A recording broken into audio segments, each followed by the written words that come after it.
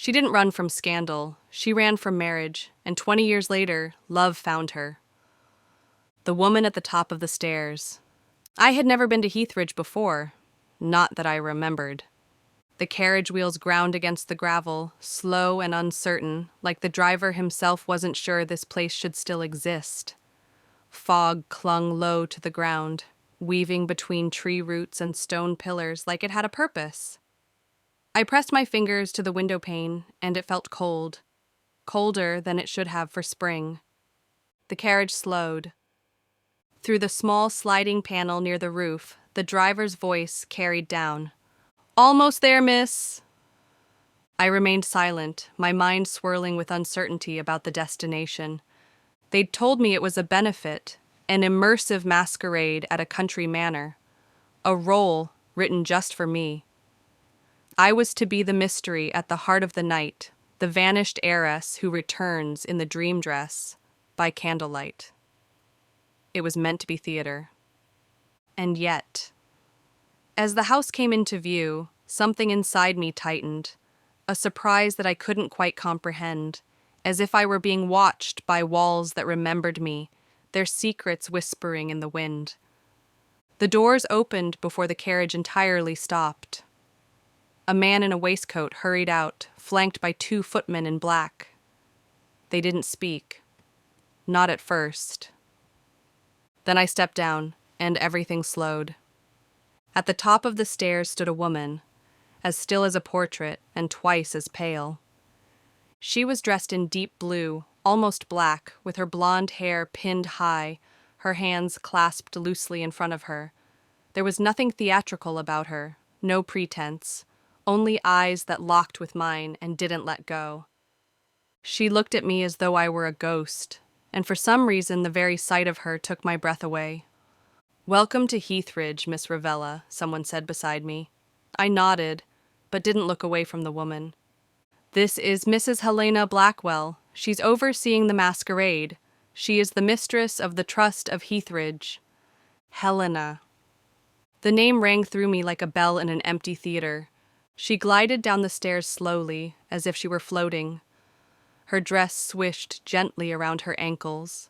When she reached me, she extended her hand. "Miss Ravella, it is indeed an honor." Her voice was soft, low, and in it, something buried. I took her hand. It was warm. "The honor is all mine." I smiled widely, feeling perspiration beading on my forehead. Something unsettling stirred in the depths of my soul. She didn't flinch, didn't ask the questions I saw burning behind her eyes. But as I looked at her, I felt a surge of emotion I hadn't experienced in years. Hers was the kind of face you don't forget, even if you've forgotten everything else. A recognition that stirred a profound mystery within me. The house smelled of beeswax and the passage of time. Not dust exactly, but something preserved, polished, over and over, as if the past had been scrubbed clean, but never quite forgotten. It felt familiar, not in any sharp, definable way, more like a dream you wake from too soon, like a place I had known in another life. I followed Helena through the entry hall. Old oil portraits lined the walls. Pale-eyed men in stiff collars, women with hollow smiles and dull eyes. I stopped in front of one. It stood out from the rest. A young woman, elegant and solemn, with eyes that seemed to be following me. "Who is she?" I asked, brushing my fingers against the frame. Helena didn't pause, didn't even glance back. "No one," she said. "Just a cousin, I think." But her voice was too even, too quick. Overhead, a chandelier stirred in the draught, its glass teardrops shimmering faintly, as if even they were uneasy. And suddenly, my footsteps felt far too loud in the silence. "You'll be in the east wing," she said, still facing forward. "The green room. It's the sunniest in the early mornings, and it overlooks the orchard." I almost asked how she knew I preferred the morning light, but that would have sounded ridiculous. The corridor narrowed, swallowing the light behind us. The wallpaper darkened, pine green, patterned with golden fleur-de-lis, faded by time. I ran a gloved hand along the banister. Something flaked beneath my fingers. Paint, or memory breaking through. At the second landing, she paused. Your luggage will be brought up, if there's anything you need. I nearly asked if we'd met before, if she always looked at strangers like she'd seen a ghost, but instead I smiled. Thank you. I'm sure I'll be perfectly comfortable. She nodded. Her face didn't move, but something flickered in her eyes, quick, like a shuttered flame. Dinner is at 7. Costumes are being fitted in the morning. You'll find yours in the wardrobe. A heartbeat passed. Then, more softly, it was made in your exact size. She turned before I could ask how they knew my measurements. The door to my room swung open at my lightest touch. It was lovely, in a faded, half-remembered sort of way. Floral tapestries softened by time, dark velvet curtains drawn like theater drapes, a marble washstand veined like frost. And there, a carved walnut wardrobe, older than the house, older than memory. I removed my gloves slowly. The air kissed my bare fingers, cold and unfamiliar. Something about the room made my chest tighten. The angle of the window, the worn edge of the writing desk. A déjà vu that didn't quite land, like hearing a melody you almost remember. It felt like I'd been here once long ago, or perhaps I'd only dreamed it, and then I saw it. On the vanity, a brush, silver-backed, ornate, worn. A single dark hair was still tangled in the bristles. Not mine. I stood there too long, held by something I didn't understand. When I finally opened the wardrobe, the air seemed to still. The costume hung like a ghost. Ivory silk, whisper soft, with violets embroidered delicately along the hem. The stitching was fine, loving, unmistakably personal. My throat tightened. You'll be playing the role of the missing daughter, she'd said. This dress was made for her wedding eve. But it didn't feel like I was playing anything at all. I reached out and touched the fabric. It was cold. Turning slowly, I wandered to the window. Far beyond the garden, beneath the trees, stood a lone figure. Still, unmoving. I didn't need to see her face to know it was Helena. Something in her stillness told me. The next morning, I made my way down to the drawing room. It had been transformed. Tall mirrors lined the walls, draped in gauze. Candles flickered in every corner, throwing shadows that danced like actors without a stage. Someone had brought in a harp, though no one played it. We were called together for the first rehearsal. The performance was to be immersive, they said. Our roles were unscripted, improvised. We were to inhabit the manor as though we belonged to it. Its staff, its guests, its secrets. I was to play the missing daughter. Evelyn Landford, a girl who had vanished 20 years ago, the night before she was to be married. She drowned in the canal, someone whispered nearby, or so they said. I stood still as they adjusted my hem and pinned a brooch to my collarbone. The script didn't matter. The room spoke louder. A child wandered in from the corridor, a girl of about 6, with golden hair and bare feet. She looked at me, no, through me. Her gaze lingered on me. "Are you the ghost?" she asked. I crouched to her height, a faint smile playing on my lips. "Do I look like a ghost?" She nodded solemnly. "But you're prettier." She reached out then, one small hand brushing against the embroidery on my skirt, as if testing whether I was real. Before I could speak again, Helena appeared in the doorway. "Eva," she said gently, "you shouldn't be here." The girl turned and ran to her. Helena scooped her up with practiced ease, and for the first time, I noticed the softness in her jaw. The kind reserved for someone who has loved and lost, and learned to love again. She has a child. Of course she does. Their likeness was uncanny. Ava's arms looped loosely around Helena's neck. She didn't speak, just looked back at me, wide-eyed, as they disappeared down the hallway. And for reasons I couldn't explain, something in my chest twisted. Not jealousy, not quite. Just the quiet echo of something that might once have been mine. The light had shifted toward evening, and the air in the green room had gone still. That strange, watchful kind of stillness old houses seem to collect in their corners. I sat by the writing desk, idly tracing the edge of a letter opener, unsure why I felt so unsettled. The rehearsal had ended hours ago, but something from it clung to me, not the script, not the whispers, but the child, Eva. I rose and crossed to the wardrobe, half expecting the dress to be still swaying, but it was still, waiting. Then I saw it, something on the floor just beneath the hem, a sheet of thick paper, folded and tucked there like a secret. I bent to retrieve it. It was a drawing, done in pencil and a faint smear of blue crayon. The lines were shaky, the kind that come from a child's small hand, but the image was clear. A woman in a long, flowing dress stood beside a river. Trees overhead.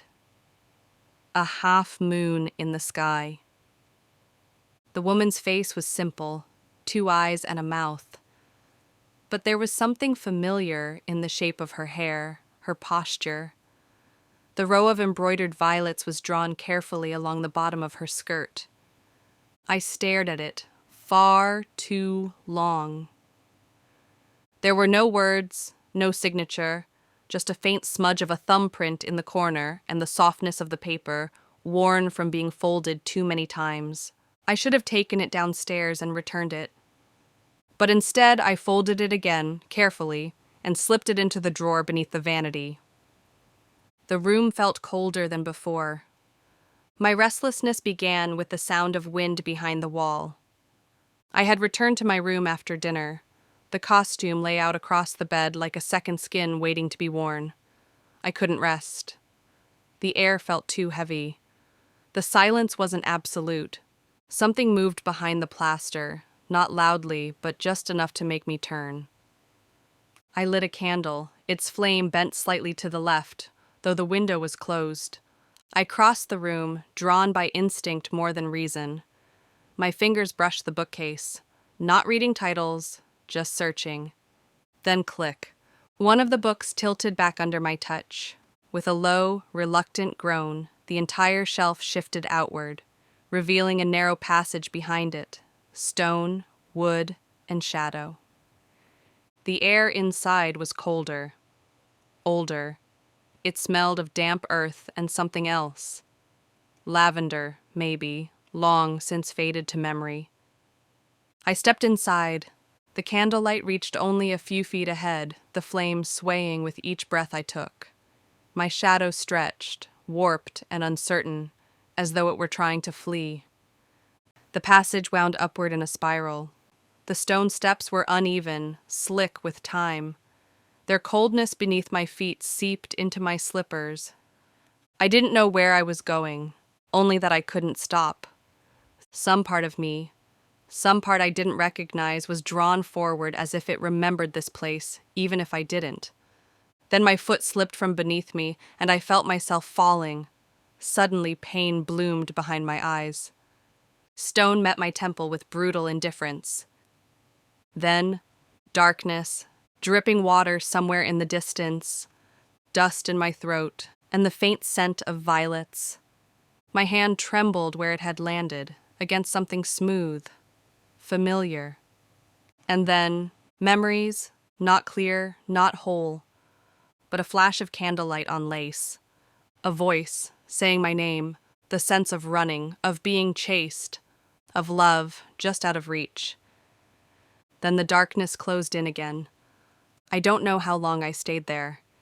It came in flashes, not like dreams, but like doors being kicked open. A scream was swallowed by rain.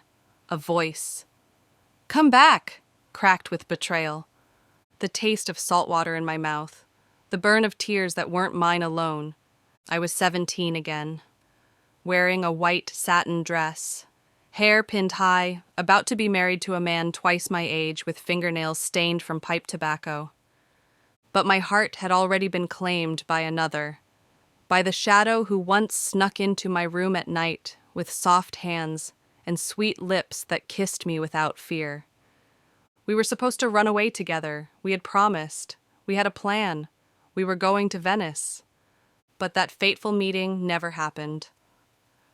Or perhaps I never made it there. I remember the night I ran as clearly as if it were yesterday, fleeing through the streets of London, where my wedding was to take place the next morning. Somehow, I had managed to catch a ship over the English Channel, landing in Calais, and travel to Italy from there. The bravery, the boldness. We'd had a plan. My love was already there.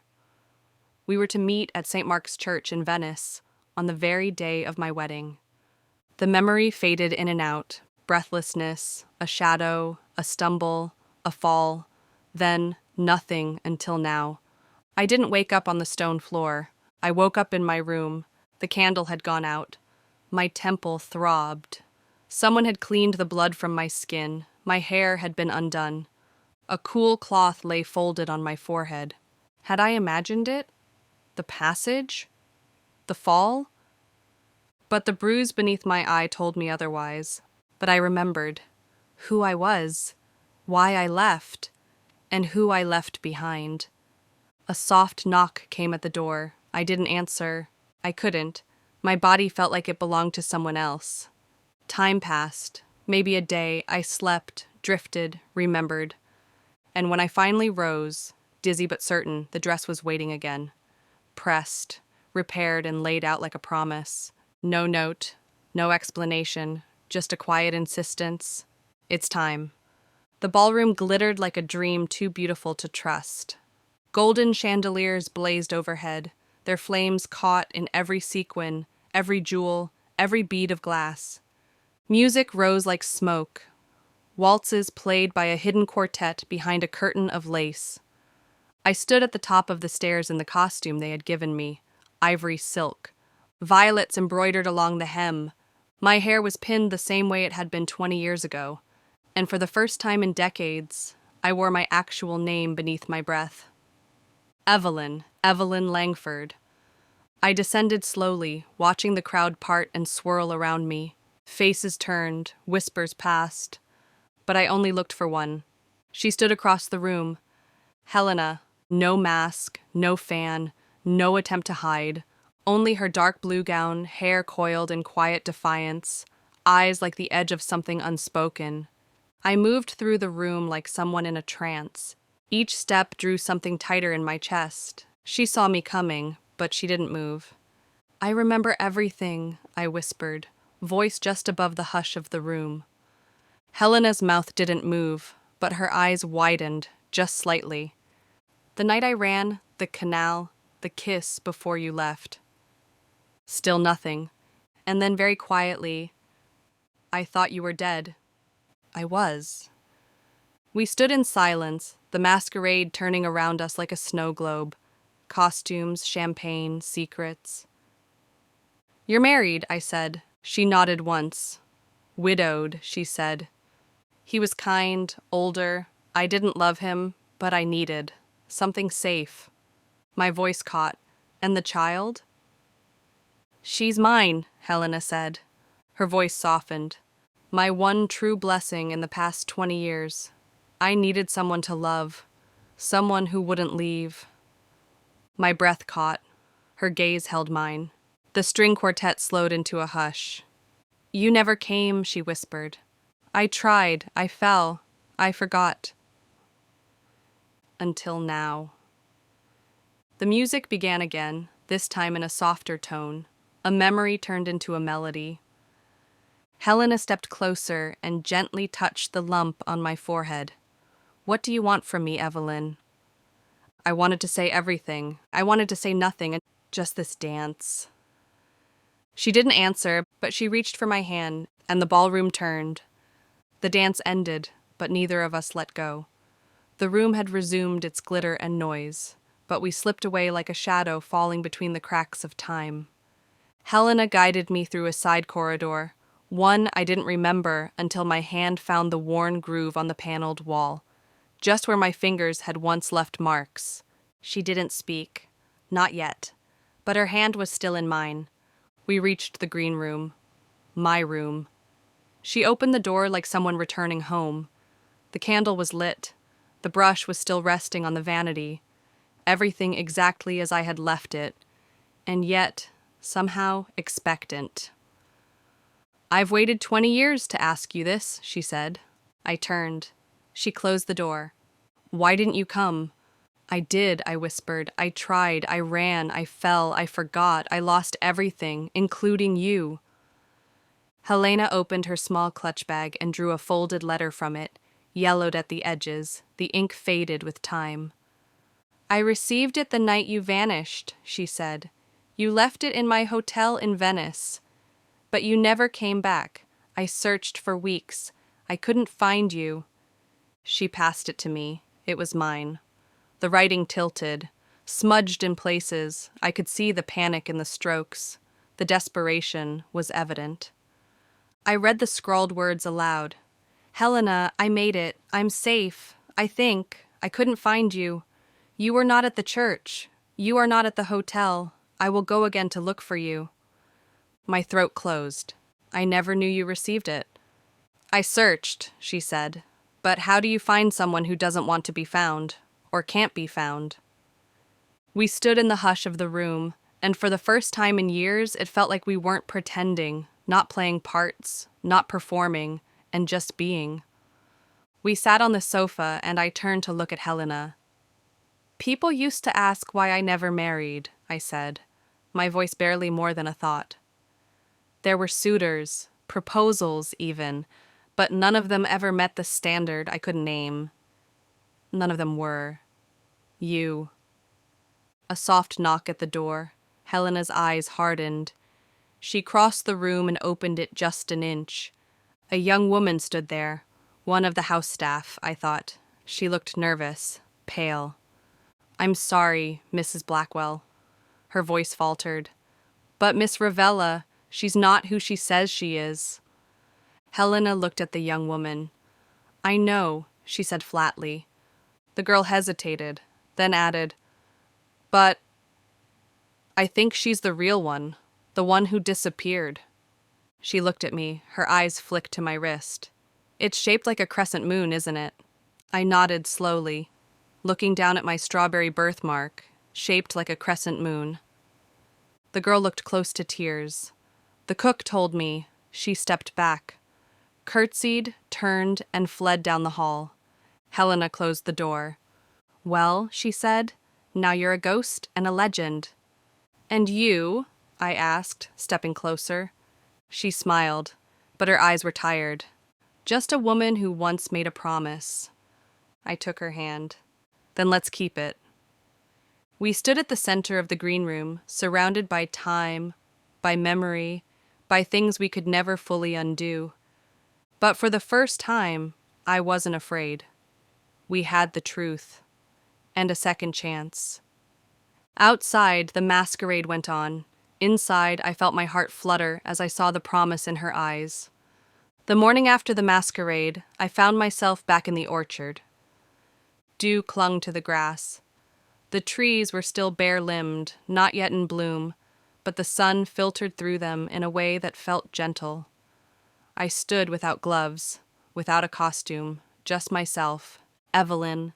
I wasn't sure what I was waiting for until I heard the sound of small feet crunching through leaves. Eva. She approached slowly, cradling something to her chest, a stuffed rabbit, fraying at the ears. "Are you staying?" she asked. I knelt to her level. "Would you like me to?" She gave the kind of shrug only a child can manage. "I think Maman smiles more when you're around, even if she pretends not to." I smiled. "Then I'll stay a little while." She reached forward and touched my wrist. "That's the mark my grandma said you'd have." Later that day, the solicitor arrived. Papers were signed, documents produced, memories tested and proven. The title of Lady Evelyn Violette Langford was no longer a forgotten story, but a restored name. A truth no longer hidden. I was home. As for Helena's husband, he was no longer in the picture. No one mentioned how. No one dared. But the housekeeper whispered that he'd taken ill, quite suddenly, not long after Helena began gardening with new herbs. Helena only smiled faintly when I asked. Some things, she said, take care of themselves. 1 year later, Venice. The water shimmered like silk as the gondola slipped past shuttered windows and ivy-draped balconies. The air smelled of salt, old stone, and lemon blossoms from a nearby stall. Helena sat across from me, her hand resting lightly over mine. We came here quietly, no announcement, no questions. Just two women, traveling with a child and a locked past between them.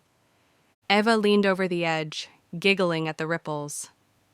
To her, I was an aunt, a friend, someone who made up stories and tied better bows. She didn't ask for more than that. Children never need the whole story, only the part that's still alive. That was enough. We were neither scandal nor saints.